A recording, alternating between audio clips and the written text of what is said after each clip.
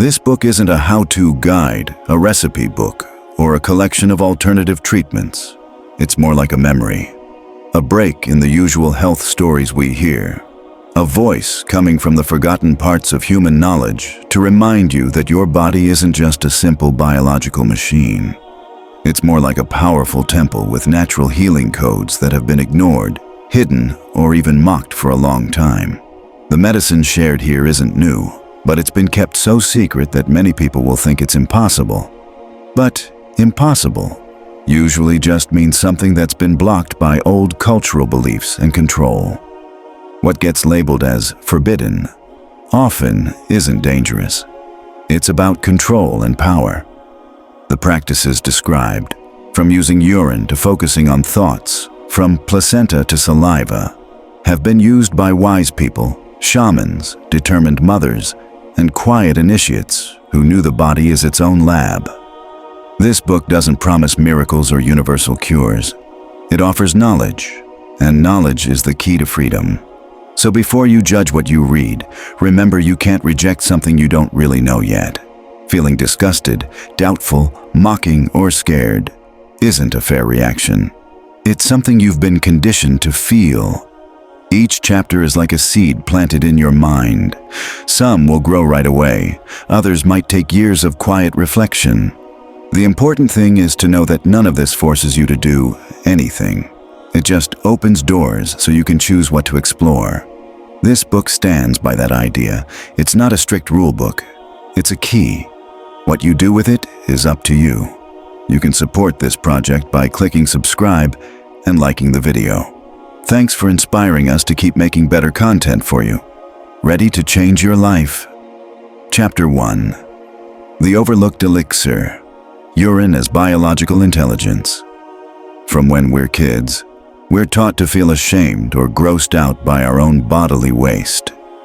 We learn the body gets rid of waste, and that stuff needs to be hidden fast so we don't contaminate the clean image society expects. This deep belief isn't natural. It's been put into us from a young age, not just to teach hygiene, but to erase an ancient knowledge as old as our bodies. This chapter will challenge one of the biggest lies about the human body, that urine is just useless waste.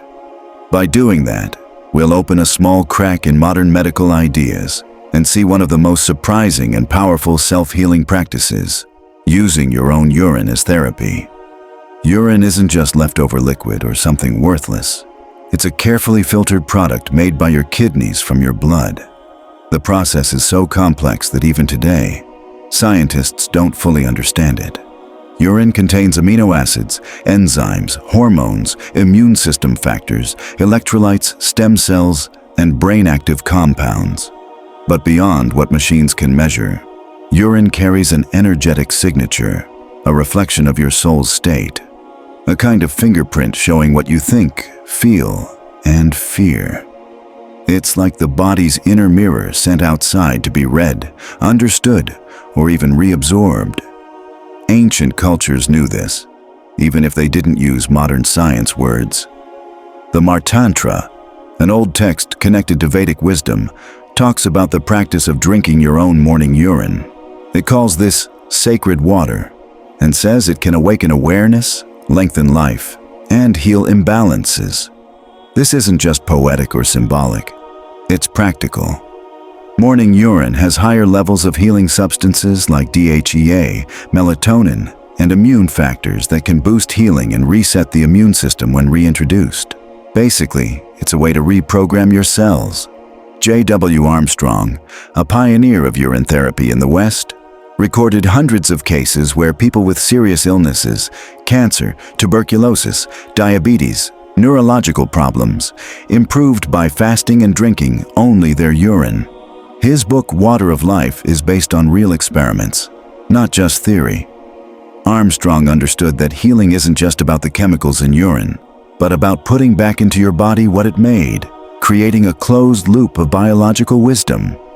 Your body doesn't get rid of something it can't handle now. Drinking it forces your body to face its limits, and then push past them. From a quantum science view, this makes sense too. When you take back a fluid full of your body's energy information, You create a feedback loop that fixes distorted patterns. Particle physics shows all matter has a coherence field that can be changed or restored by interactions. When you become both the observer and the channel of your own medicine, the quantum field reacts. So it's not just the urine that heals, it's the conscious choice to use it as a symbol and tool of healing. This fits with the old Hermetic saying, all is mind. If the universe is mental, matter is too, and matter can change through intention, presence, and recognition. Recent research also supports this idea. Small amounts of immune compounds in urine can help retrain the immune system, reducing inflammation, allergies, and autoimmune issues. This practice, similar to homeopathy, is called autotherapy, where you take antigens from your own body to help your immune system learn and heal. While mainstream medicine is cautious about this, the science is slowly catching up. What's still missing is the understanding that the healing power grows when you do it with conscious intention. A life-filled liquid returning to your body by choice becomes a symbol that triggers deep, invisible changes that later show up physically. The natural instinct to reject urine isn't really natural. It's something we've been taught by culture. In many ancient societies, urine wasn't just seen as waste. It was used as medicine, a way to diagnose illness, a sacred substance, even comfort. European witches added it to protective salves. Egyptian healers mixed it with herbs to make healing drinks. Some desert tribes used it to stay hydrated and preserve their bodies while fasting. Today, the negative attitude toward urine grew stronger when medicine became a business and the body started being treated like a product. By mocking urine, they also mocked the body and cut people off from their own natural healing power. Symbolically, urine shows what's been processed inside us. It's the body's final message about what we've lived through, felt, and faced. It's not just useless stuff that's left over. It's what the body couldn't keep. And when we bring it back, it can teach us how to accept what we've rejected. This lesson goes beyond the physical. Often, what we hate, avoid, or call dirty holds the key to our freedom. By drinking our own urine, we make peace with the parts of ourselves we thought were unacceptable. When we choose to take it in consciously, it can't be judged anymore. If you find yourself in a situation where actually doing this isn't possible, for personal, cultural, or health reasons, don't worry. You can still get the benefits symbolically. Remember the Hermetic idea, mind is all. You can transform this practice through focused visualization, mental intention, and breathing. It's not about imagining yellow water, but about creating an energetic fluid in your mind that carries the healing and reprogramming you want. When done right, this mental practice can create real, measurable effects in your body. Thought comes before matter, just like a shadow follows a body. If you understand this, you won't need any other proof. What you're learning here isn't just a healing method. It's an inner revolution. What the body throws away might actually be what it needs most. Are you ready to accept what you were taught to reject? Practical exercise for Chapter 1. Activating your inner elixir, using urine physically or mentally. This exercise helps you tap into the healing power of urine therapy, either by using real urine or by creating its energetic equivalent in your mind. Find a quiet space where you won't be interrupted or judged. This isn't a routine or mechanical action. It's a sacred moment of self-awareness. You decide how deeply you want to commit. Your body is your sanctuary, and your mind is free. Option 1. Physical use, drinking or applying urine. Preparation. Pick a calm morning time, ideally while fasting. Collect the middle part of your first morning urine. Skip the very beginning and end, as those contain impurities. Use a clean glass with no smells or chemicals. Steps. 1. Look at the urine like it's a message from your body. Don't judge, just observe. 2. Hold the glass with both hands and take 3 deep breaths. 3. Say out loud or in your mind, "This is me. This is what I didn't fully accept today. I take it back. 4. Drink slowly, imagining the urine bringing healing into your body. 5. If drinking a full glass is too much, just 1 teaspoon under your tongue can activate healing receptors.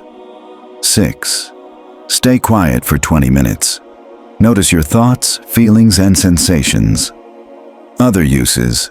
You can also dilute urine 10% with distilled water to wash your eyes. Use it as a face mask, or apply it as an ointment on sore or inflamed skin, especially if it's aged 3 to 7 days, as done traditionally in yogic healing. Option 2. Mental use, without physical urine. Preparation. Sit comfortably with a straight back and your tongue touching the roof of your mouth. Close your eyes and picture an inner lab, a golden cup filling up with glowing liquid that represents your energetic urine. This isn't physical urine, but the vibrational energy of everything your body has processed. Steps. 1. When the cup is full, say, "What came out of me now returns purified by awareness." 2.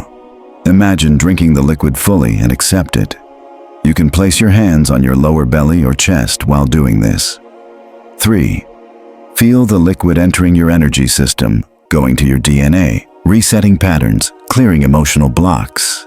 4.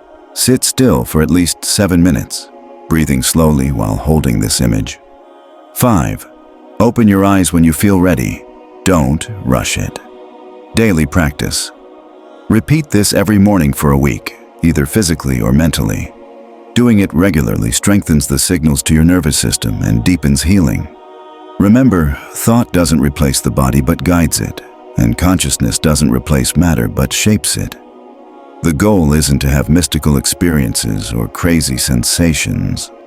It's to reconnect your body with its own wisdom and teach it that what we throw away can actually become medicine. Healing happens not from the urine itself, but from breaking judgment, raising awareness, and choosing to reintegrate. Remember, rejecting this instinctively is just an ego habit. True healing starts when your soul takes control. Chapter 2. The Blood of the Moon. Menstruation as an ancestral potion. For a long time, menstrual blood was seen as dirty, dangerous, or shameful. Many cultures, led by patriarchal ideas, set strict rules around menstruation, making it something to hide or be silent about. This wasn't because they didn't understand the biology, but because it was a way to control women spiritually. What they called impure is actually one of the most powerful fluids our bodies produce. Menstrual blood carries not just genetic information, but also connects us to the rhythms of the universe, acts as an emotional trigger, and serves as a way the body talks to the earth and unseen forces.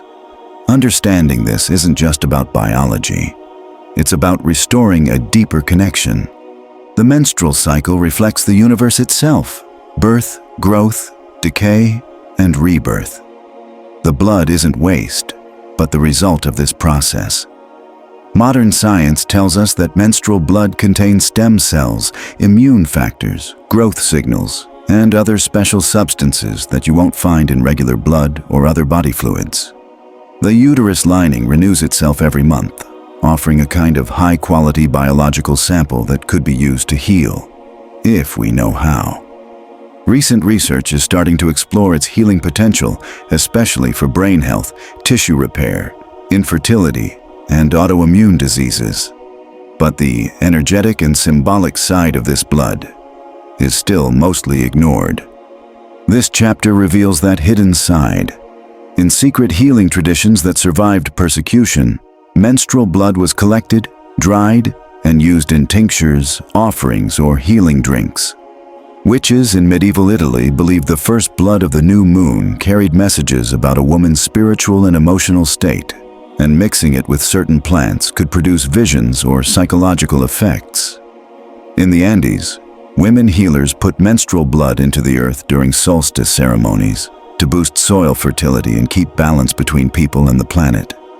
These weren't superstitions. They were spiritual technologies. Menstrual blood is like a living archive, It holds DNA from the woman and her ancestors. When it leaves the body, it carries emotional memories and inherited patterns. If these aren't consciously processed, they can show up later as illness or energy blocks. Every menstruating woman is releasing more than tissue. She's releasing symbols, warnings, and codes. Women who honor and work with their blood with intention are rewriting their genetic, emotional, and spiritual stories. It's not about literally consuming the blood, but understanding it as a language. From an alchemical view, menstrual blood represents the spirit taking form in matter, while semen is the rising energy. Menstrual blood is energy coming down into the physical world. When guided by conscious thought, it can be a powerful tool for healing and manifestation. Like alchemists who turned base metals into gold, women who understand their blood can transform heavy emotions into intuition, trauma into strength, and matter into spirit. Science supports part of this. Stem cells in menstrual blood can become bone, muscle, nerve, or liver cells. In other words, the female body creates a healing lab every month. Throwing this away doesn't mean it's useless. It means we don't yet know how to use it.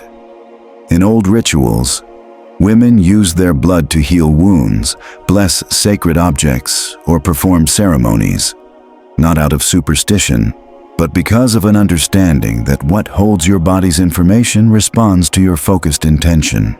If you don't have menstrual blood, because of age, gender, or choice, this knowledge isn't off limits. Remember the idea, all is mind.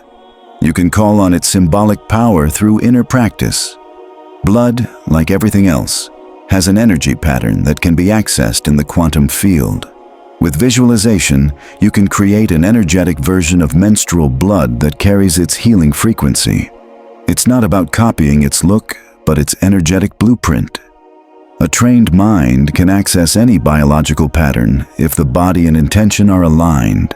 We can't ignore the connection between blood and the moon. The menstrual cycle follows lunar rhythms because both are governed by similar cycles. The moon controls water and body fluids, regulating tides and women's cycles. At the new moon, the body gets ready to release. At the full moon, it prepares for growth and fertility. This isn't just physical, it's spiritual. In ancient Kabbalah, the moon symbolizes the material world. When a woman bleeds, she cleanses the world. When she honors her blood, she brings light to it. This isn't just symbolism, it's energetic design. Emotional health shows us that problems with the uterus and reproductive system often relate to rejecting one's lineage, undervaluing creativity, or carrying unhealed sexual trauma. By consciously collecting her blood, a woman can start to heal these issues, not by just saying affirmations, but by the act itself.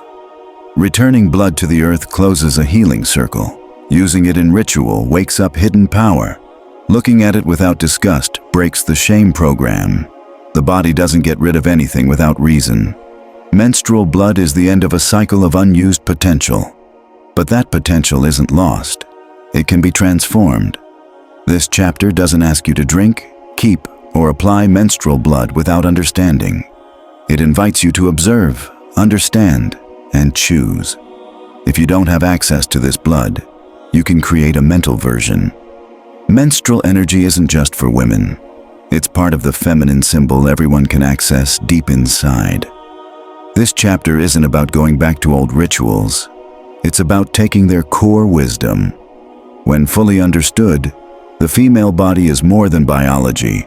It's an altar of creation that deserves respect, attention, and conscious care.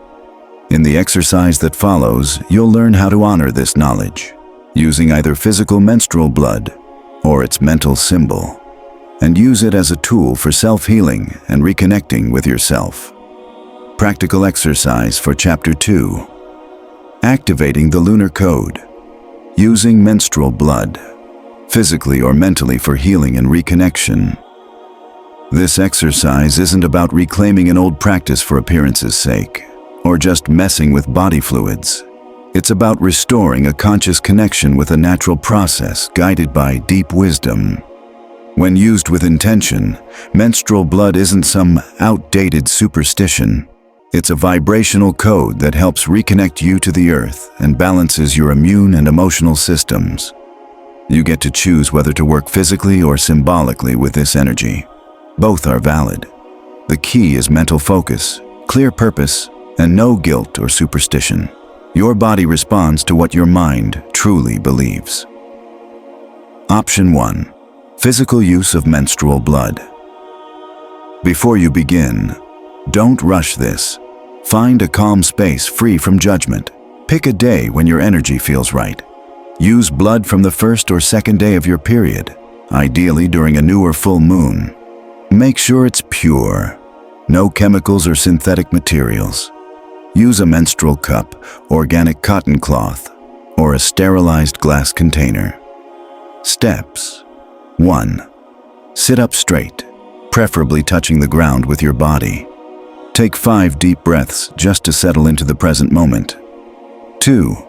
Place the blood container in front of you. Look at it without judging.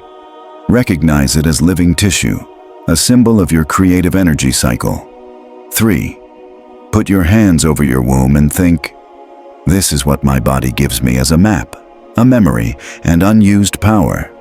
Today, I collect it, honor it, and guide it. 4. If you want to keep some, mix a small amount with mineral or spring water, 1 part blood to 9 parts water. Use this mix to paint a symbol, like a triangle, spiral, or circle, on your belly, or mark the earth to support a spiritual process. You can also place a drop on your third eye to boost intuition and energy flow. 5. Meditate, imagining the blood returning to you, not as waste, but as a glowing code. You don't have to understand it fully. Just notice the energy. Not everyone feels something right away. What counts is the connection between your mind, body, and intention. Option 2. Mental use. Creating alchemical lunar blood. This can be done by anyone. Women without periods, men, non-binary people, or anyone who wants to activate this lunar healing energy. A focused mind can recreate any energy pattern once it knows how. Steps. 1. Find a quiet place, sit up straight, close your eyes, and follow your natural breathing. 2. Picture a dark red space opening in your lower belly, whether or not you have a womb. Imagine a warm, glowing fluid forming there. Don't think of it as gross blood, but as a dense, intelligent energy. 3. Say quietly to yourself, I now create the fluid of my inner cycle, my symbolic matrix, the elixir of my transformation. 4. Visualize this fluid gently rising up your spine to your chest, where it turns into a bright sphere that radiates through your whole body. 5. Hold this image for at least 7 minutes. If distracting thoughts come up, don't fight them. Watch them dissolve into the sphere as you keep your focus. 6. When finished, take 3 deep breaths and say, my body follows my mind. What I don't have physically, I create mentally. What I create, I bring into being. How often to practice? Try this once a month, ideally at the new moon for renewal or full moon for growth. You can also use it before emotional healing, creative projects, or reconnecting with feminine energy. Don't do it like a chore. It works best when you truly want to connect. This isn't just imagining blood. The mind actually creates a real energetic substance that your body responds to. Feelings of disgust or rejection are old programs meant to keep us from reclaiming our power. Healing starts when you look at what's been forbidden with fresh eyes. This practice connects you not to old superstitions, but to something timeless. Remember, where culture says impurity, the soul finds transformation. Chapter 3. The Bread of the Soul. Semen, Retention, and Inner Transformation. In many spiritual traditions that see the body as a temple and view desire as neutral energy, male semen isn't just about reproduction. It's considered one of the most powerful carriers of vital energy. Modern science often reduces it to just genetic material, but both Eastern teachings and Western Hermetic texts describe semen as compressed biological light, a kind of plasma carrying consciousness. When released without intention, it means losing more than just physical matter. It's a loss of energetic integrity. The male body uses hundreds of nutrients, hormones, and a lot of energy to create this substance. Each ejaculation isn't just a physical release, it's a letting go of potential. Without conscious control and spiritual direction, this loss isn't neutral. It temporarily weakens your energy field, affects brain function, changes key hormone levels, and interrupts the buildup of Jing, the Taoist concept of vital essence. Taoist alchemy, especially in texts like the Tong Ren and Zan Boduan, teaches that semen is the first element to be contained, refined, and transformed in internal alchemy practices. These traditions don't see retention as repression, but as transmutation, redirecting desire rather than denying it. Taoist sages develop techniques like the microcosmic orbit and special breathwork to move semen energy toward higher centers in the body. Desire isn't bad, it's energy to be transformed. Eliphas Levi, a Western occultist, said seminal fluid contains a man's spiritual energy in concentrated form. In magical rituals, retaining semen helped maintain focus and willpower. Losing it too often weakened mental concentration and magical ability. Similarly, Celsus said seminal force is the soul's fifth essence and should be protected like gold. These ideas aren't religious rules, but ways to work with psycho-spiritual energy. Modern science is starting to back this up. Semen contains not just sperm, but important neurohormones like testosterone, dopamine, oxytocin, and serotonin. Holding semen helps keep these chemicals at good levels, boosting energy, motivation, creativity, and emotional balance. Studies show that conscious abstinence, not denial or repression, improves brain function, clarity, and immune health. It's not about guilt, but smart energy management. Like bread in a parable that can either nourish or spoil, semen can be nourishing or wasted. The Corpus Hermeticum teaches that humans create through both words and seed. External and internal creation are connected by intention. Those who control their seed also control their imagination, will, and body. Ejaculation without control can cause emptiness, like releasing electricity before lighting a lamp. That's why in Hermetic and Tantric traditions, retention isn't repression but protecting an inner fire meant to rise, not scatter. Symbolically, semen is the active, solar, outward energy. By containing and raising it through the body's central channel, called the Sushumna in yoga, the pineal gland is activated, higher awareness awakens, and desire becomes linked with consciousness. As Tantric teachings say, when desire's fire transforms into spiritual fire, the body becomes a sacred vessel. This change isn't about moral rules, but about retraining energy. People who practice retention with meditation often notice changes. Their vision sharpens, voice deepens, and presence feels stronger and more centered. This isn't superstition. It's how the body responds to focused practice. Not everyone will want or be able to physically retain semen. And that's okay. Like in previous chapters, the mind can recreate any energy pattern if it's focused and trained. You can create a mental form of semen, an inner fluid created by will, not body parts. The idea is simple. If your body can't produce it, your mind can simulate it through imagination, breathing, and activating brain chemistry. The symbolic practice at the end of this chapter will teach you how to generate this mental semen, hold it, transform it, and move it through higher energy centers, getting effects similar to physical retention, as long as your intention is clear and your practice consistent. This inner alchemy isn't just metaphor. Your mind can access your body's quantum records and chemically simulate substances by triggering the right brain patterns. It's important to say that this teaching doesn't promote avoiding sexuality or demonizing ejaculation. Instead, it invites you to take back control over your vital energy. In nature, every seed has a purpose. Plants don't scatter seeds randomly. Every energetic release should be directed toward a real creative goal. With training, the body can store its elixir for days, weeks, or months without tension or repression. And that energy becomes charisma, creative power, healing ability, and strong focus. Someone who doesn't waste their inner bread feeds themselves instead. Sexual transmutation isn't about asceticism, but about advanced healing. Mastering it takes discipline, self-awareness, and deep understanding of the connection between body, desire, energy, and consciousness. What culture turned into addiction, the initiate transforms into a doorway. Retained or transformed semen stops being waste and becomes a substance for rising higher.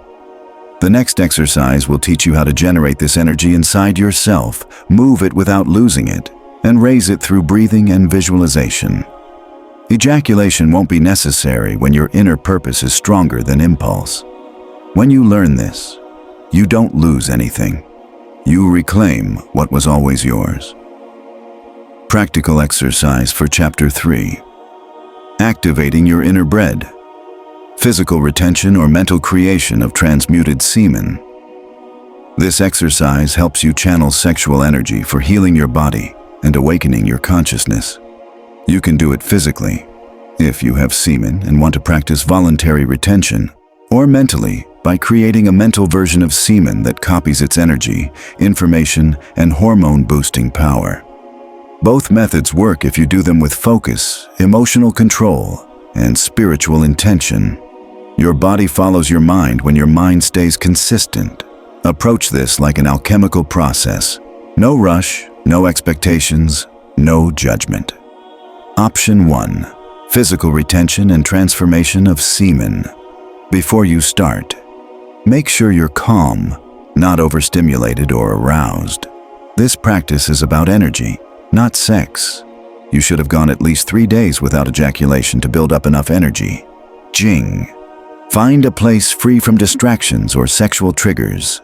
Stay focused inward. Step by step. 1. Sit up straight. Breathe in slowly through your nose for 5 seconds. Hold for 3 seconds. Then breathe out slowly through your mouth for 7 seconds. Keep this pattern for 3 minutes. 2. Focus on the area between your anus and genitals, the perineum. Imagine a small, bright sun there. That's your center for seminal energy. 3. Without touching yourself or getting aroused, picture that sun warming the base of your spine. Just notice the energy. 4. On your next deep breath, imagine the heat slowly moving up your spine, from your lower back, through your solar plexus and chest, all the way to the top of your head. 5. While holding this image, gently squeeze your perineum like you're stopping urine flow and hold your breath. Then breathe out without losing the visualization. Repeat this for at least 10 minutes. With each breath, the heat moves up, transforms, and settles in the center of your head. Afterwards, sit quietly and notice your body. If you feel aroused, don't fight it or act on it. Instead, transform that energy inward. This energy isn't for outside release, but for building your inner system. If you do this right, the urge to release will turn into a feeling of fullness and power. Option 2. Mental creation of transmuted semen for everyone. This method works for men not practicing physical retention, women wanting to awaken solar energy, or anyone who sees semen as a creative energy principle. Your energetic body has a matching vibration. Step by step. 1. Sit comfortably with your palms resting lightly on your thighs. Close your eyes and relax. 2. Imagine a small golden container in your lower belly. Inside it, a bright white glowing fluid forms. This isn't physical semen, but a symbolic version made from your will, desire, memories, and intention. 3. Say to yourself, "Here I create the elixir of my power, not to release, but to raise. 4. Breathe in 3 parts. Inhale through your nose, imagining the fluid rising up your spine. Hold your breath, imagining it reaching your brain. Exhale, imagining it turning into light inside your head. 5. Picture this light touching your pineal gland, bathing it in brightness and waking up intuition, mental clarity, and visions. 6. Do this for about 12 minutes. Don't interrupt with sexual thoughts or strain your eyes. Just keep breathing and visualizing the energy flowing in a loop. Daily practice. Try this once a day, either early morning or before bed. After fasting or walking, your mind will be more open. Your body will respond over time, not by building up desire, but by creating a new energy flow. After about 3 weeks of steady practice, you'll notice clearer thinking, better emotional balance, and stronger personal presence. Important reminder: this exercise isn't about denying desire or avoiding your body. It's about taking back control of your energy and consciousness. Culture often teaches us to treat desire as something to release quickly. This practice turns it into a creative force. You don't have to give up pleasure, you just need to be in charge of it. Remember, a seed that isn't planted is wasted, but a seed planted inside you grows upward and blossoms. Chapter 4. The Mud of Truth. Saliva, mud, and healing breath. The story is simple but powerful. Jesus spits on the ground, mixes his saliva with dirt, and puts that mud on a blind man's eyes. The man who couldn't see now can. This story from the Gospel of John has often been seen as a symbol of humility. But why saliva? Why dirt? Why mud? It's not just a metaphor when you understand that every part of our body has an energy field, a molecular makeup, and coded information that we can consciously use. Saliva isn't just spit. It's packed with digestive enzymes, hormones, immune signals, and helpful microbes that play a key role in how our cells recognize and respond to the world. When mixed with earth, which carries minerals, bacteria, and its own energy, it becomes a powerful living mix. But the real secret is the intention behind the action. From a biological view, saliva contains things like amylase, lysozyme, antibodies, growth factors, and antimicrobial agents that help tissue heal, protect mucous membranes, and start important enzyme processes. But beyond that, saliva also carries an electromagnetic signature because it's the first body fluid to meet the outside world. It carries the energy of your mind and spirit. In Jewish Kabbalah Zohar, saliva is linked to the Shekinah, the divine presence. When a wise person spits as part of a spiritual act, they're not getting rid of something dirty. They're releasing a spark of energy. Saliva as medicine isn't just in the Bible. In many Mesoamerican shamanic traditions, saliva mixed with sacred plant powders is used to heal insect bites, skin infections, and energy imbalances. Mothers instinctively lick their children's small wounds. Animals do the same. Is it superstition, instinct, or ancient wisdom? Saliva also contains endorphins, oxytocin, and neuropeptides that calm pain and start healing right away.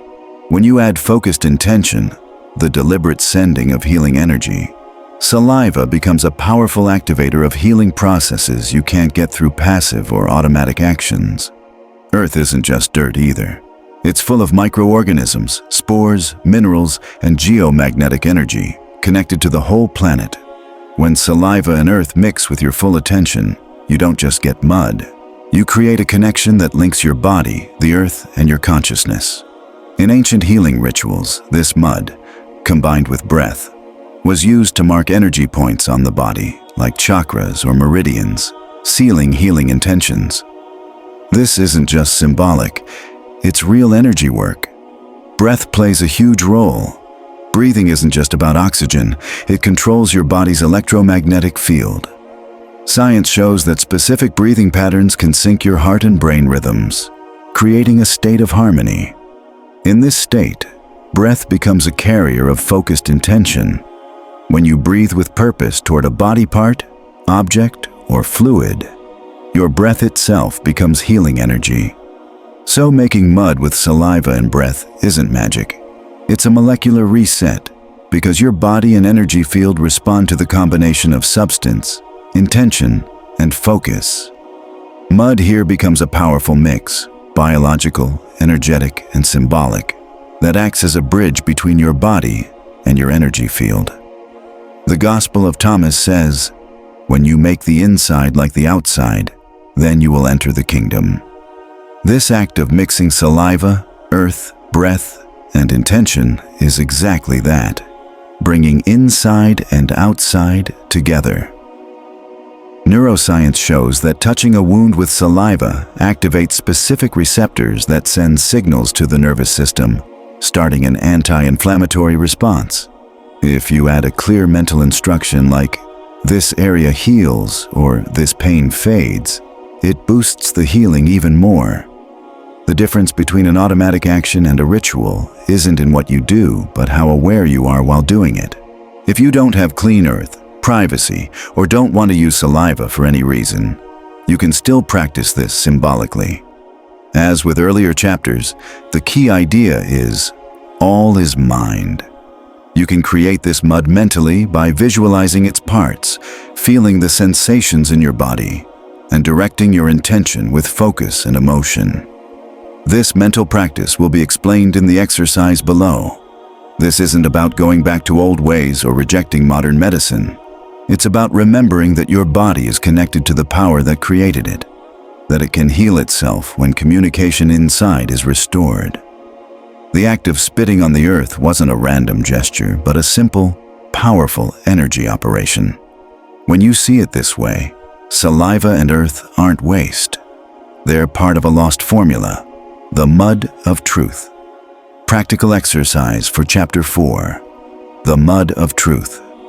Biological and mental activation of healing mud. This exercise helps your body reorganize and heal itself using natural elements combined with focused intention. You can do it physically, using real saliva and earth, or mentally through visualization and breathing. Both ways work if done with presence, clarity, and understanding of their energetic purpose. This isn't about copying old rituals, but activating an ancient technology that lives inside you and responds when thought and action come together. Option 1. Healing mud. You can make and use what you need. Clean natural earth, free of chemicals or pollution, ideally from a garden, forest, or live plant area. A small container made of ceramic, glass, or wood. Avoid plastic or metal. Fresh saliva from your own mouth. Don't brush your teeth or eat for at least 30 minutes before collecting. Getting ready. Find a quiet moment when you feel calm and relaxed. Sit up straight and breathe for 3 minutes using this rhythm. Inhale for 4 seconds, hold for 4 seconds, exhale for 8 seconds. Put your container with the earth in front of you. How to activate the mud. Spit a little saliva directly onto the earth. Mix it with your finger or a wooden stick while saying quietly in your mind, "This is my substance. This is my soil. Together they create my healing."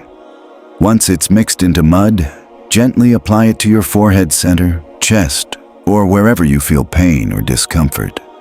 Take a deep breath and softly blow on the mud with your slightly open mouth, sending your breath like a healing message. Close your eyes and sit quietly for 5 to 10 minutes, imagining the mud glowing with light and blending with your skin. Wash it off gently with natural water. Thank your body for allowing this. For the next 20 minutes, just observe how you feel. Don't do anything else. Option 2. Healing mud. You create in your mind. This is great for people in cities, when traveling, or for those who prefer a mental spiritual practice. The idea is the same. Create a symbolic mud that carries the energy of earth and saliva, brought to life by your breath. Step by step, close your eyes and take 3 slow, deep breaths. Feel the base of your tongue and the back of your mouth create a glowing, thick liquid. Just notice it without trying too hard. Imagine the earth beneath you, or picture it in your mind, giving you a handful of glowing dust full of memory and life. In your mind, Mix this glowing saliva with the earth dust. See it form a thick, swirling mud. Pick a spot on your body that needs healing, a wound, an illness, or a troubling thought, and imagine putting this energetic mud there. Breathe out gently through your nose or mouth, sending your breath like a powerful command. Say silently, "What was dust is now life. What was rejected is now healing." Hold this image for 7 minutes. Feel the mud mixing with your tissues, reorganizing and bringing calm and order. Final tips. You can do this practice once a week or whenever you feel physically, mentally, or emotionally off. Never share your saliva or earth with others. This mud is personal and part of your unique energy. If you notice physical sensations, don't worry or think it's magic. It just means your body is responding to the energy. Though it seems simple, this practice restores a deep truth. Your body can heal itself when your mind is involved. What once felt disgusting or useless, saliva, earth, mud, actually holds the power to heal. Saliva isn't waste, but a message. Earth isn't dirt, but a memory book. Mud isn't primitive, but a building block. Remember how breath connects earth and body. It brings spirit back into form. Chapter 5. The Sweat of the Soul. Temazcal steam and clearing the energy field for centuries. People have used heat not just to cook food, but to change their state of mind, have visions, release trapped memories, and unlock emotions held in the body. This ancient practice shows up in Mesoamerican temazcales, Nordic saunas, Arabic hammams, indigenous North American sweat lodges, and African steam baths. It's not just about cleaning the skin, it's about cleansing energy, reordering the mind, and resetting your vibration. In these traditions, sweat isn't seen as just a sign of physical effort or waste. It's a way for the body to free itself deeply. Each drop carries heavy energy being released to lighten your electromagnetic field, clear emotional blocks, and restore balance. Sweat isn't just water and salt. It also contains things like urea, ammonia, lactate, antimicrobial peptides, electrolytes, and pieces of metabolism that show what's happening inside you. What science is just starting to understand is that sweat also carries vibrations from unprocessed emotions, stored memories, and leftover trauma. When your nervous system is exposed to heat for a while, it calms the stress response and activates repair and relaxation. Sweating with intention cools your body and releases frozen memories. In the Temazcal ritual, sweat doesn't happen by accident. It's invited. The ceremony uses deep heat, controlled breathing, and symbols of death and rebirth to shift how you perceive things. Being inside the Temazcal is like returning to the earth's warm womb. Sweating helps release thoughts and emotions your mind can't hold anymore. The singing, silence, darkness, and steam aren't just for show. They change brain chemistry and open a way for trapped energy like guilt, resentment, and trauma to escape. This isn't metaphor, it's science. Studies show heat helps your body make special proteins that repair cells, clean out damaged parts, strengthen mitochondria, and boost immunity. Raising your core body temperature also puts your brain in a flexible state, letting you change how you emotionally respond to difficult memories. Sweat isn't just waste. It's a way to release not only toxins, but emotional patterns. Your skin, like your gut, gets rid of what your body no longer needs. Heat and steam reach into your subtle energy field, shaking up stuck energy points and letting them dissolve, if you stay present. Ancient cultures saw steam baths as both physical and spiritual cleansings. African baths included prayers to free trapped souls. Nordic saunas used birch branches to open energy channels. Mesoamerican healers used temazcals to treat depression, grief, infertility, and fear. Heat works because it breaks down stuck energy. Some traditions even collected sweat from initiates to use in amulets or healing work, sharing that energy with others. Sweat only becomes sacred medicine when produced with clear intention and focus. In Hermetic terms, heat is the fire that separates the heavy from the light, the impure from the pure. Sweat is the salt the body releases, the crystallized result of what can't stay inside. If you can't access a temazcal, sauna, or steam bath, you can still create symbolic heat through breathing, visualization, and activating your nervous system. What matters isn't the outside heat, but the inner state you reach. At the end of this chapter, you'll find instructions on how to create energetic sweat without raising your body temperature, using mental images of vapor. Your mind can trigger physical responses like sweating just by clear guidance. Sweat isn't just moisture. It's a deep language your body uses. When you sweat with awareness, your body says, "I'm letting go of what I don't need." Each drop carries information you can notice, release, and transform. Your body knows how to do this. It just needs you to stop blocking it with judgment, distraction, or impatience. After this practice, you'll see sweat as a smart substance, vapor as meaningful energy, and heat as a refining fire. Instead of looking for fire outside, find the furnace inside where memories break down and your soul cleanses. Those who learn conscious sweating touch the edge between body and spirit and begin real healing. Practical exercise for Chapter 5. Awakening your inner fire, sweat cleansing or mental vapor purge. This exercise helps you create and use sweat as a tool to clear your energy and reorganize your subtle field. You'll need to be fully focused, no distractions or emotional chaos, and understand that heat isn't just a feeling but a powerful purifier. There are two ways to do this: a physical practice for those who have access to real heat, and a mental practice for those who prefer or need to work with symbolism. In both, your mind directs the healing, not the environment. Option 1. Physical activation with real heat and focused sweating. What you need: a temazcal, sauna, steam bath, hot shower, or a closed room without drafts. Avoid electronics, bright artificial lights, or any interruptions. Make sure you're hydrated but not full. Don't eat for at least 2 hours before starting. Begin with a clear intention. This isn't just relaxing, it's about intentional release. How to do it? 1. When your body heats up and you start to sweat, close your eyes and focus on the center of your chest. Repeat a simple phrase in your mind. Through this sweat, I release memories that no longer serve me, while breathing deeply and steadily. Place your hands on your lower belly and imagine that your sweat isn't just water. It's made up of old emotions, stuck decisions, and burdens. Each drop dissolves part of your inner history.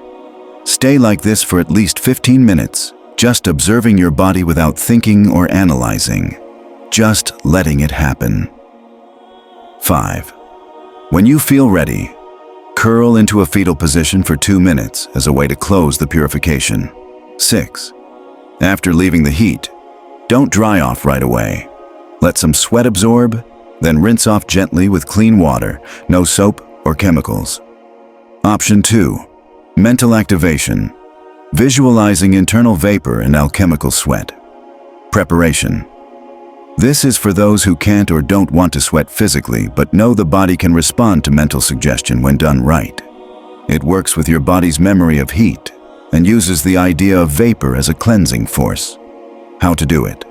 1. Sit up straight with your hands resting on your knees. Close your eyes and focus on the soles of your feet. 2. Imagine a warm, gentle heat rising from your feet, moving slowly up through your legs, belly, chest, neck, and head, like internal steam. 3. When your whole body feels warmed, picture a clear sweat coming out of your pores, carrying old thoughts, inherited emotions, and forgotten pain. 4th, say quietly inside yourself, "This vapor is real fire that burns away what no longer belongs in me." Keep this image for at least 10 minutes, making the heat stronger with each breath out. Each exhale is a command to your body. Release, release, release. 6. To finish, imagine a light, cool rain falling over your energy field, sealing the cleansing, not cooling your body but completing the purification. Tips for integration. Don't share this practice with people who don't understand its depth, and don't turn it into a performance or joke. After each session, write down what you felt, not to analyze but to honor your inner experience. Avoid jumping straight back into emotional stress, screens, or heavy talks. Respect the calm you've created. Remember, not all fires burn. You can also use fire to refine. Sweat guided by awareness isn't just your body cooling off. It's a soul technology that releases what words can't say, tears won't free, and what your body has held in silence.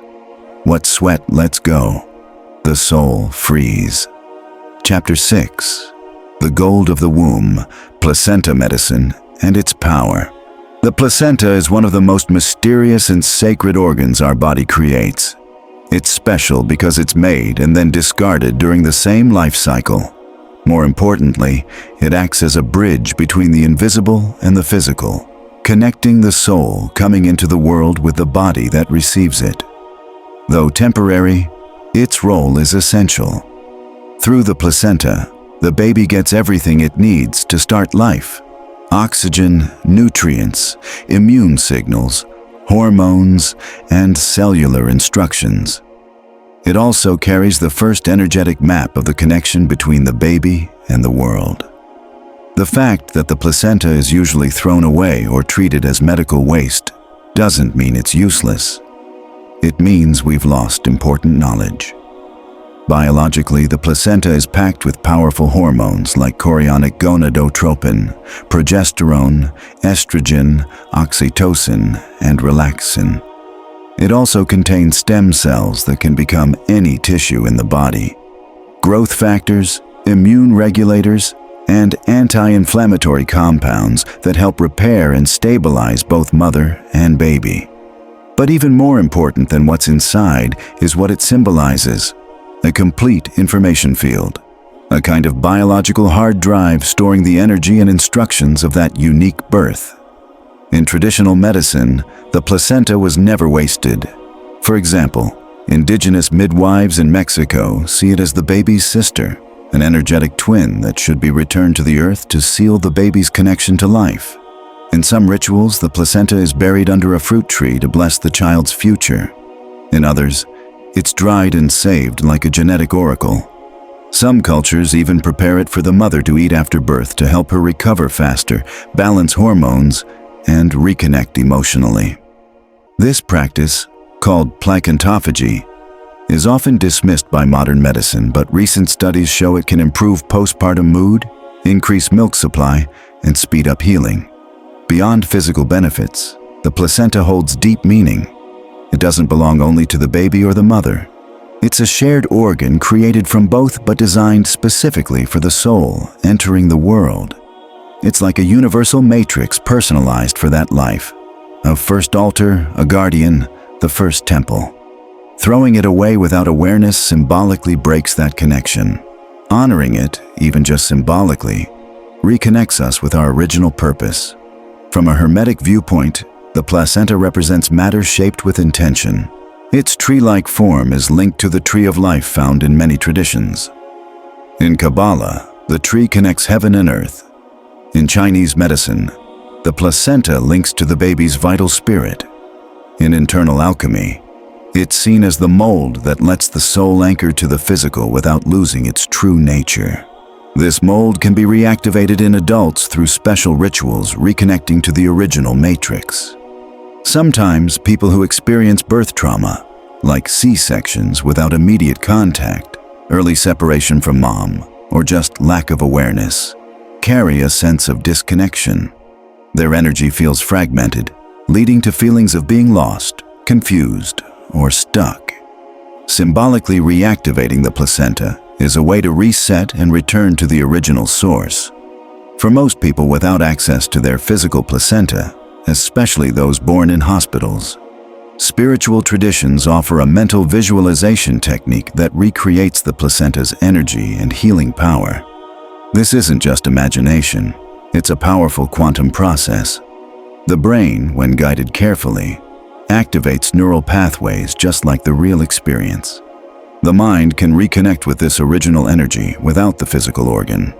On the deepest spiritual level, the placenta is thought to continue existing as an etheric double connected to your energy field throughout life. This subtle placenta can be accessed and used like a biological archive, a holographic library of your life's purpose. Some spiritual healing traditions work with this placental record to uncover early traumas, recover mission memories, and realign your life's path. Though still little known in mainstream medicine, these practices have been preserved by non-colonized cultures and are beginning to be recognized again. This isn't about promoting risky practices or romanticizing biology. It's about understanding that biology is deeply connected to consciousness. Every organ serves a higher energetic purpose. The placenta isn't just birth waste. It's the soul's original mold. Its memory, structure, and energy can be called forth with humility, precision, and intention. When this happens, the soul feels whole again, as if the body finally remembers where it came from. Chapter 6. Reactivating your original blueprint, using the placenta for healing. This exercise is designed to reconnect you with the energetic starting point of your life, your incarnation. It's not about reliving birth, but about resetting your energy field with the original information your soul brought into your body. If you have access to your physical placenta, preserved as capsules or powder, you can use it directly. But most people will work with a mental version, creating a symbolic placenta in their mind. This practice needs to be done seriously, without distractions, and with respect. The symbols here are real tools, not just imagination. Option 1. Using preserved placenta, capsules, or powder. What you'll need: a placenta capsule or powder saved from birth, a quiet, private space without distractions, a glass of clean water, a relaxed body, not hungry or digesting. How to do it. 1. Hold a capsule or a small bit of powder in your hand. 2. Place your other hand on your heart and take 3 deep, slow breaths. 3. Imagine that what you're about to take isn't just food, but a powerful energy that reactivates your original life blueprint, the matrix that shaped your incarnation. 4. As you swallow it, say quietly in your mind, "What supported me at the start now returns to shape me again. I restore the true harmony of my body, soul, and purpose." 5. Sit quietly for 15 minutes, breathing naturally and letting your body reorganize itself. Option 2. Using a mental placenta for those without physical access. Getting ready. Sit or lie down in a calm place, without distractions. Keep your spine straight and your belly relaxed. Do this when your mind is clear. Morning or before sleep works well. Building the mental placenta. 1. Close your eyes and focus on the spot just below your navel, your energetic center of creation. 2. Picture a soft, round organ forming there. It's not real flesh, but a meaningful symbol. 3. See it glowing with a pulsing, deep red light, as if it's breathing. This is your mental placenta, the matrix that brought you into your body. 4. Feel it send out a gentle vibration that moves up your spine and spreads through your organs, glands, and joints. Don't analyze, just feel the energy. Speaking the energy.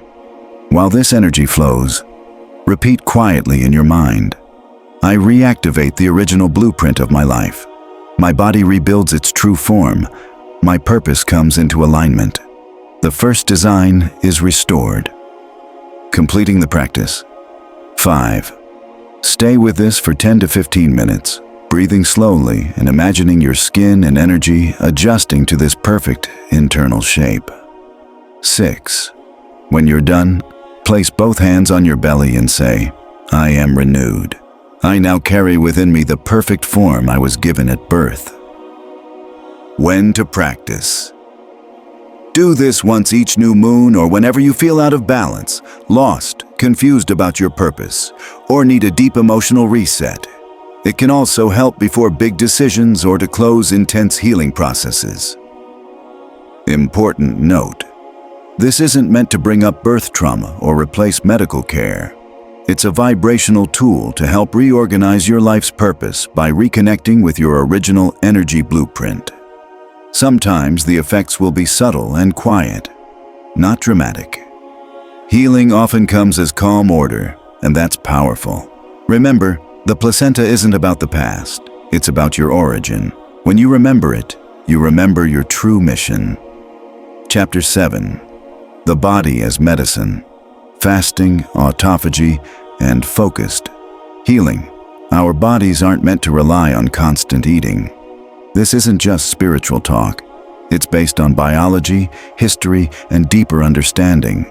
Since ancient times, people have known that fasting, not as punishment, but as a sacred practice, opens the door to healing, clearer perception, and strength that you can't get while digesting food.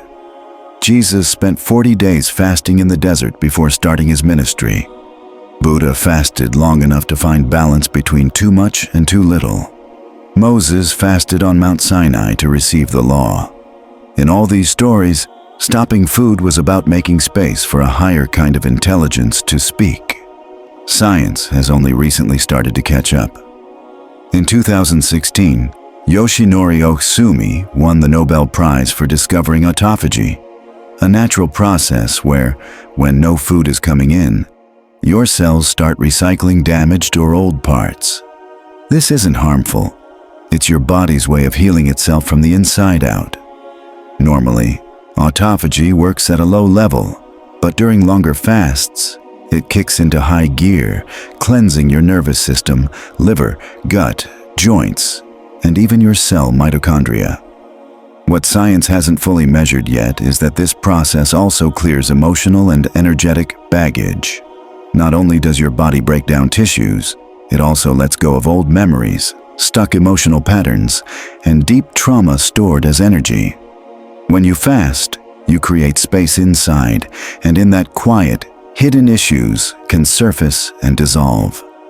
Many people report memories, visions, and feelings rising during fasts. Not hallucinations, but deep cleansing. Your biology opens the door to consciousness, and your body becomes its own medicine. From an ancient Hermetic view, fasting is like distilling energy. Digestion takes about 30% of your daily energy, and fasting redirects that energy toward repairing cells and reorganizing your subtle energy field. This is called solve et coagula, breaking down and rebuilding stronger. So fasting isn't just skipping meals. It's a deliberate act of total reset. You also need to clear mental clutter, stop judgment, compulsions, and repetitive thoughts. Your body needs quiet space to listen to itself. Many modern illnesses come from congestion, clogged organs, blood, thoughts, and emotions. Fasting helps clear that. When your gut isn't busy digesting, it stops making certain hormones and enzymes and enters a resting state. During this time, gut cells send out tiny packages called exosomes that communicate with your immune and nervous systems, helping them reorganize. Your body also makes ketones, fuel that protects your brain and activates healing genes. These ketones release light at a cellular level, real biophotons, which helps your second brain, the gut, send clear signals through your nervous system. This light shows up as clarity, expanded awareness, or sudden insights. So, fasting at its best is a visionary act. In many spiritual traditions, fasting isn't just about food. It's stepping away from distractions to connect with your core self. They fasted from food, talking, company, and busy thinking, making room only for what truly matters. People said sages ate the word, fed on spirit, and drank light. These aren't just metaphors. They're observations that when digestion slows, the body feeds itself from within, real nourishment that strengthens and orders your being. But not all fasting is helpful. Fasting out of guilt, fear, or judgment backfires. It causes stress, imbalances, and unhealthy weight loss. Fasting needs clear purpose, careful guidance, and a gentle approach. You can't force your body into emptiness. It has to happen gradually. When done right, fasting becomes a sacred ritual of shedding the part of yourself that thinks you always need something outside to survive. By the end of this chapter, you'll see that your body wasn't made to depend constantly on food, that true health comes not just from what you eat, but also from what you don't, and that silence, when natural and sustained, is pure light.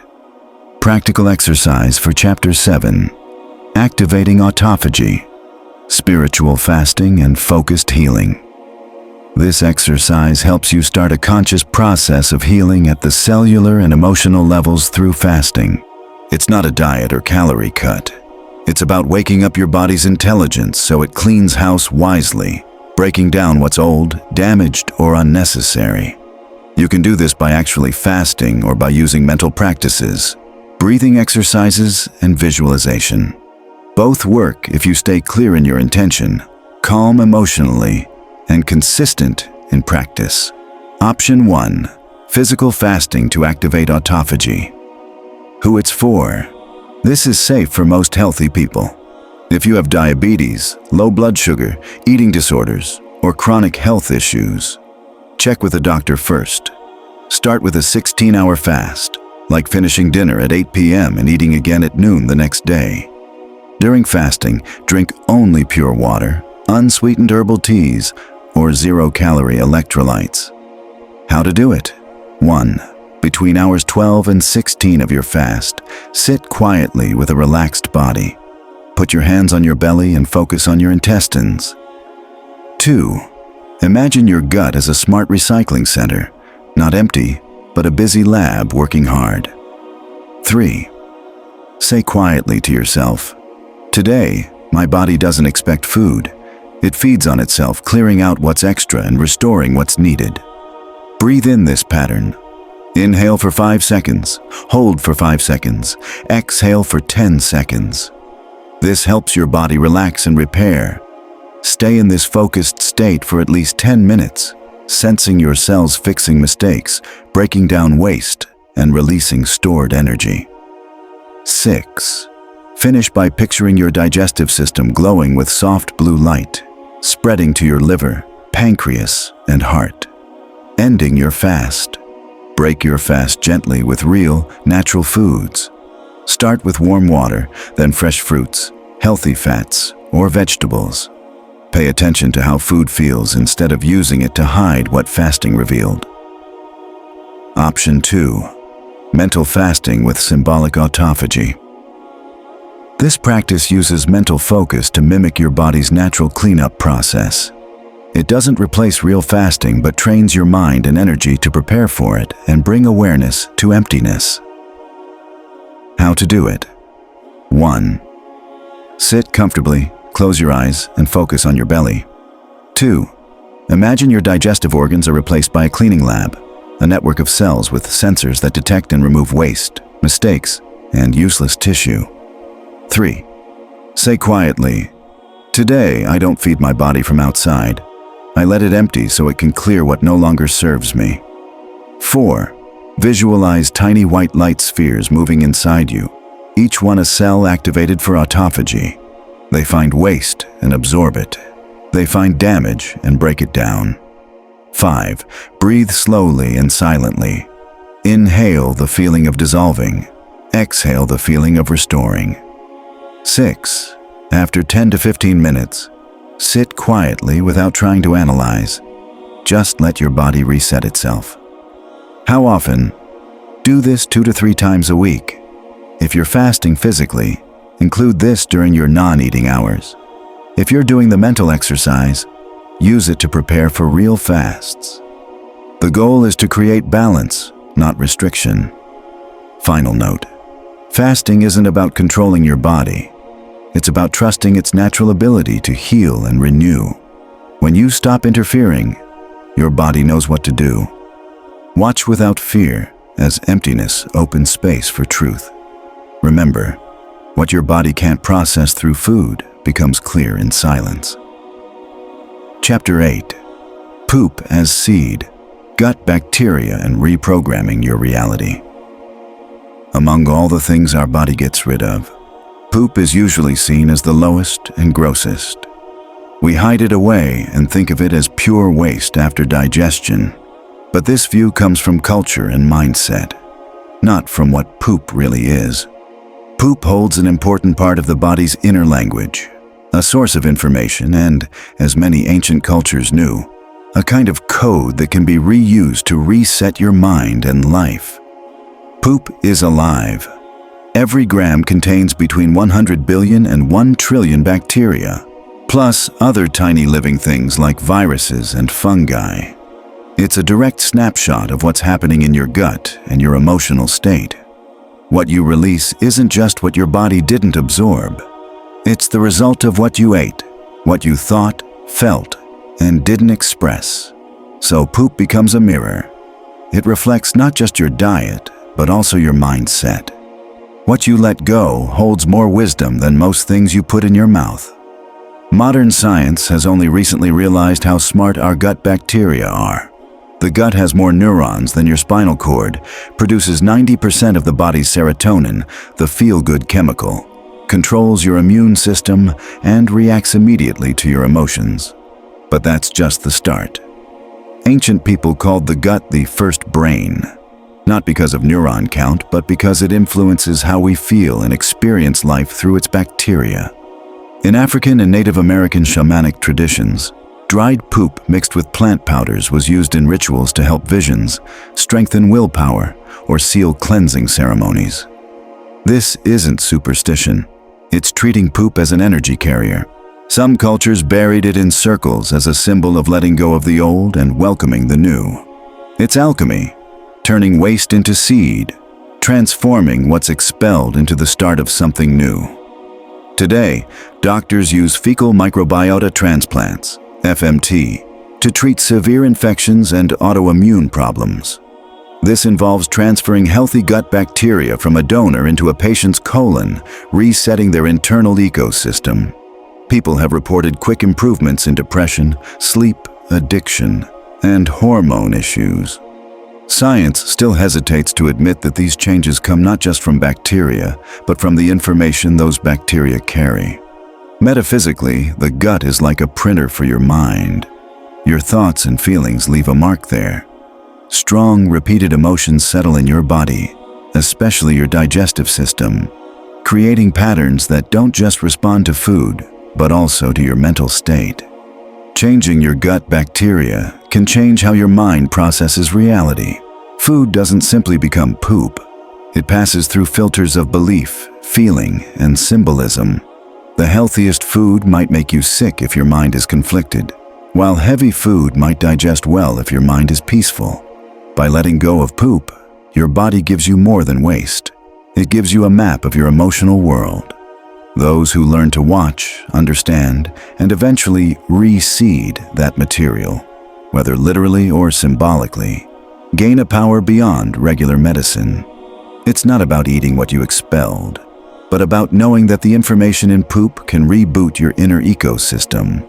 Like a farmer picks good compost to enrich soil, you can use what's expelled to rebuild your body, emotions, and energy. If you can't or don't want to do physical bacteriotherapy, there's a powerful symbolic option: mental bacterial planting. Using focused imagination and feeling, you can introduce healthy bacteria patterns into your gut through visualization and emotional focus. This doesn't replace your body, but teaches it new ways to organize. The body can't tell the difference between real and vividly imagined images when held with strong emotion and clear intention. This practice will be explained at the end of the chapter. What makes this topic uncomfortable isn't that it's weird, it's that it's true. Nobody wants to face what they've been taught to reject, but in what we reject might lie the key. The bacteria you release today show what your body no longer wants to carry. If you change that information, what was once waste becomes seed, what was garbage becomes code, and your gut, far from a sewer, shows itself as a quantum garden waiting to be replanted. Practical exercise for Chapter 8. Mental bacterial planting, symbolic gut reprogramming. This exercise helps you reset your gut's internal ecosystem using a symbolic bacterial planting technique.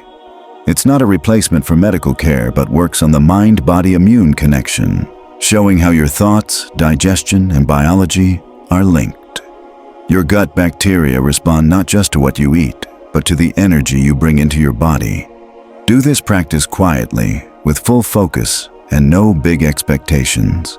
The symbol here is real. Your body doesn't need actual bacteria if your mind creates the right energy pattern. Goal: to plant a new symbolic bacterial pattern in your gut that helps restore emotional, digestive, and energy balance. The exercise uses focused visualization, deep belly breathing, and verbal affirmations to create a clear, organized gut environment. What you need: at least 3 hours after your last meal. A quiet, uninterrupted space. Comfortable, loose clothing. A straight but relaxed spine. Avoid doing this if you're feeling very angry, scared, or emotionally overwhelmed. Step-by-step guide. Breathing and body awareness. Close your eyes and put your hands on your lower belly. Breathe in deeply through your nose, letting your belly expand. Breathe out slowly through your mouth. Keep this up for 3 minutes until you feel warmth or movement inside. Imagine your gut as a garden picture, your intestines not as a dark tube, but as a bright, fertile garden full of living soil. See it as quiet, ready for new seeds. Notice any empty, dry, or damaged spots. But don't try to change anything yet, just observe. Call in the new microbes. Visualize a glowing sphere filled with millions of tiny symbolic bacteria, each one full of balance, harmony, and energy. Imagine this sphere slowly moving down to your navel and passing through your skin into your gut, planting with your breath. As you breathe in, see the sphere breaking apart and releasing these symbolic bacteria into your gut. As you breathe out, see the bacteria sticking to the gut walls, multiplying and building new networks. Watch gently as the old bacteria fade away and the new ones take their place. No force, just natural growth. Affirmation. Say softly or silently, "Restore my flora, calm my fire, balance my flow, clear my mind. I plant order where there was waste." Repeat this for 5 breath cycles, focusing on your belly. Feel the change, visualize your gut glowing with warm golden light. The new bacteria have settled. The garden is whole. No broken parts left. Sit quietly for 5 to 10 minutes, feeling this new balance. Finishing up, place your hands over your heart and say quietly, "What I plant in my body will grow in my life." Drink a glass of warm water within 15 minutes. Avoid heavy, processed, or spicy foods for 2 hours after. How often to do it?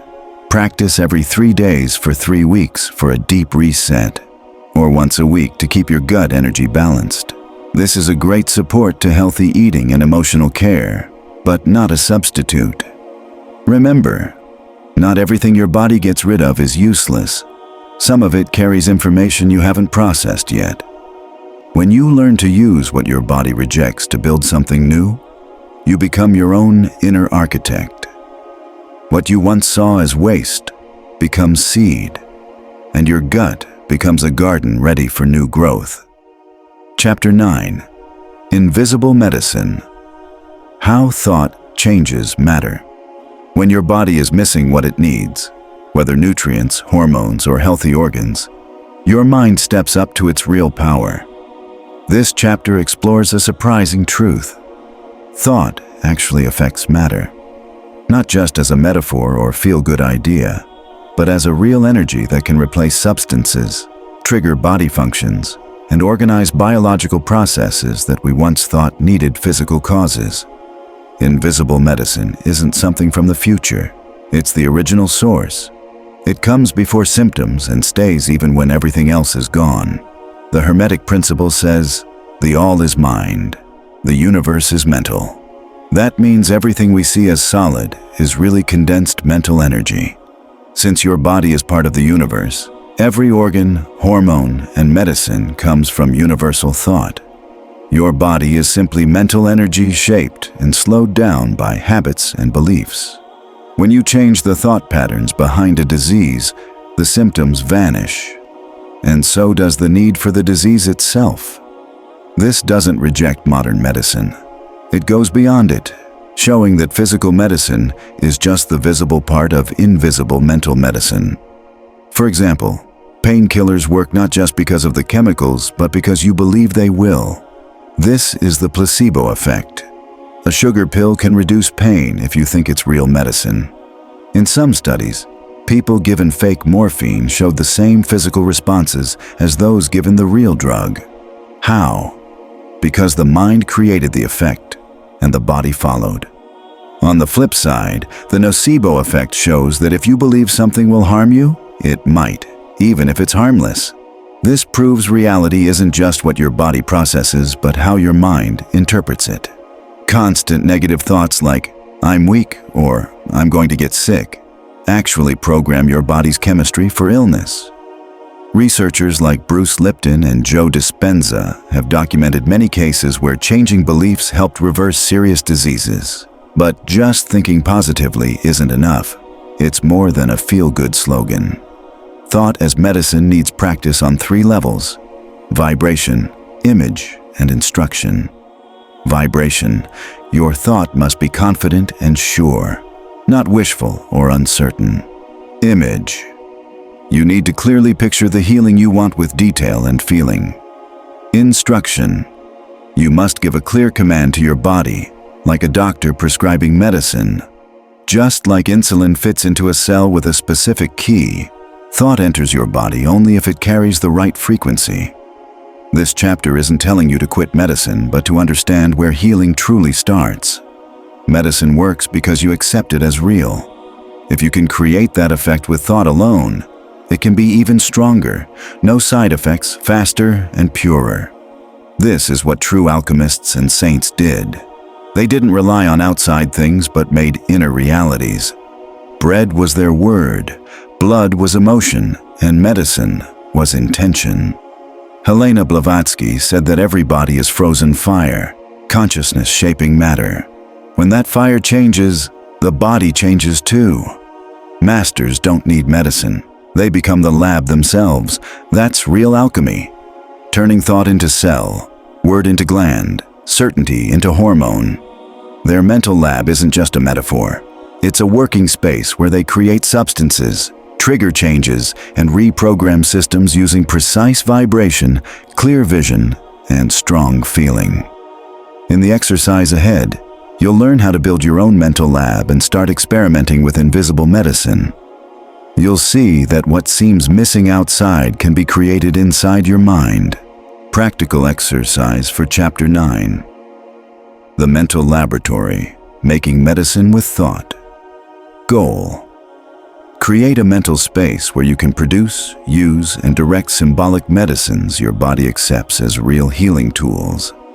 This isn't imagination or metaphor. It's a quantum space that activates your brain and body, helping you change your biology through focus, heart coherence, and subconscious programming. Preparation. Do this on a not too full stomach. Be in a calm emotional state. Find a quiet space without interruptions or bright screens. Sit or lie down with your spine straight but relaxed. Turn off nearby electronic devices. Phase 1. Build your mental lab. 1. Close your eyes and focus on the center of your head. 2. Imagine a spacious, round, neutral space. Not a normal room, but a place made of pure energy where time and gravity don't exist. 3. Know that this space is made of mental stuff that you can shape however you want. 4. Create a central table filled with lab tools, test tubes, flasks, screens, vials. 5. Add a control panel with buttons, dials, thermometers, sensors, and lights. 6. Picture bottles on a shelf labeled with things like dopamine, collagen, oxytocin, insulin, antibodies, cellular light, structured water, digestive enzymes, and regenerative proteins. Don't invent them. Just see what your mind naturally knows. 7. Only what matches your conscious energy works here. No outside interference allowed. Phase 2. Create your custom mental medicine. Think about what your body needs right now. Maybe a hormone, healing substance, or emotional balance. 2. For example, if you need melatonin to help sleep, create regenerative vibrational melatonin. Go to your table, place an empty vial, and use your control panel to name it. Regenerative melatonin, with a peaceful night energy and a glowing indigo color. 4. Watch the vial fill with a glowing or liquid substance. Notice its thickness, color, and vibration. Phase 3. Take your mental medicine 1. Pick a spot to receive it. Your mental tongue, solar plexus, belly button, or heart. 2. Open the vial and breathe in the medicine's energy like a gentle drop-by-drop infusion. 3. With each breath, feel the medicine enter, reach the right place, and start fixing things. Notice any resistance or changes. Don't force anything, just guide for 3 minutes. 5. Keep breathing, letting the medicine spread, work, and heal. 6. Then look at a mental screen in your lab showing before and after. Not with numbers, but with feelings like more light, balance, warmth, or calm. Phase 4. Close the ritual and program. Your body 1. Close the vial and put it back on the shelf.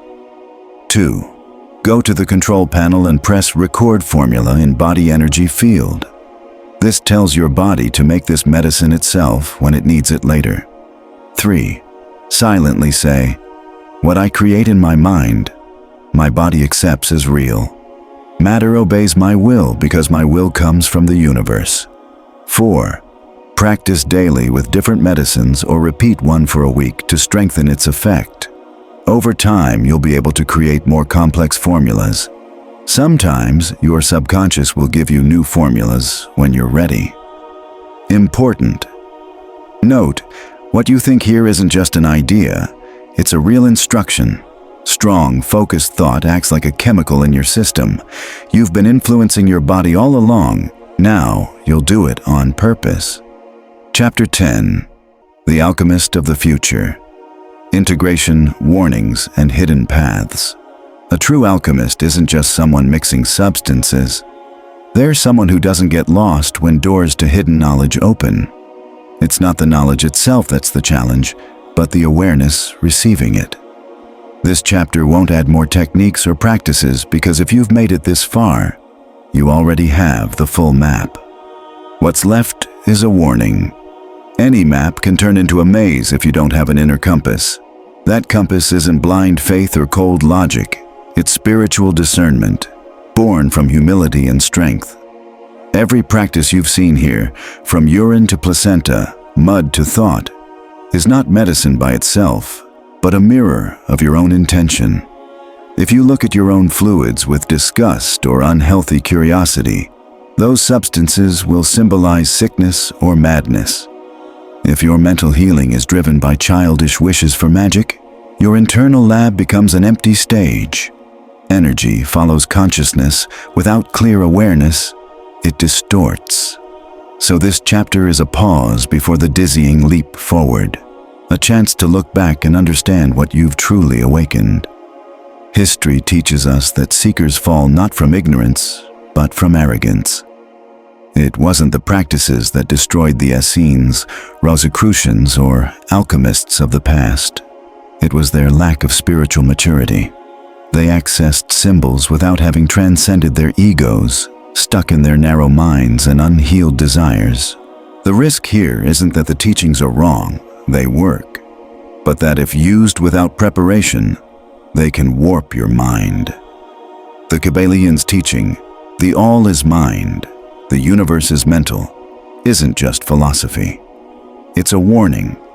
Thought creates reality, and creating without awareness can bring inner chaos that manifests outwardly. Some Sufi schools taught that before speaking with God, you must spend years in silence, purifying your soul, not out of moral pressure, but for safety. Prayer isn't wishful thinking. It's a command to the energy field, and anything sent out without understanding can return as chaos. This book isn't a full path. It's a key that opens a door. If you haven't felt a change in how you live in your body by now, it's okay to close the book and wait. The next steps aren't for those who haven't changed their breath, focus, and inner voice. Those who still see the body as just a machine that ages, not as an antenna receiving signals. But if you have realized that substances aren't impure, but keys to vibration, if you understand it's not what you consume, but what your soul sends out, if you've awakened to how intention changes molecules, then this book becomes a living code. From now on, every meal will be a ritual, every thought a precise tool, every breath a healing act. The alchemist of the future doesn't wait for potions, they create them. They don't look for answers outside, they change the universe from within. There are mistakes to avoid. 1. Thinking impurity is in the substance instead of intention. A vial of saliva is garbage to an untrained mind, but a cure to the awakened. 2. Turning symbols into superstition. Imagining the placenta without understanding its energy leads to imbalance, not healing. 3. Believing you can casually play with these practices. Every energetic exercise, even symbolic, changes your energy field. Without guidance, emotional work, and clear purpose, you risk opening doors to harmful energies. How do you move forward? The answer isn't in this book, but in what you do next. If you want to go deeper, seek out ancient sources, old Ayurvedic texts, forbidden medical manuscripts, indigenous healing knowledge, alchemical writings, Gnostic texts linking body and soul. Many aren't on the line. They live in private circles or secret archives. The true seeker doesn't ask for a path, they sense it. Where the signal is weak, consciousness turns it into revelation. There's a way to receive more. Ask from your soul. Want to learn about menstrual blood and energy? Ask the ancestral feminine. Want to understand light fasting?